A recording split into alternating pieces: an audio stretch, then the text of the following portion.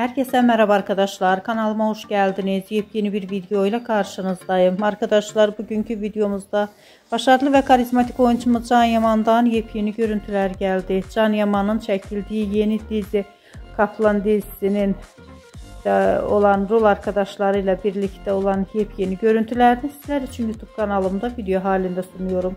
Umarım beğenirsiniz. Arkadaşlar, videomu beğendiyseniz kanalımı izlemeyi ve bildirimleri açık tutmayı unutmayın. Hoşça kalın.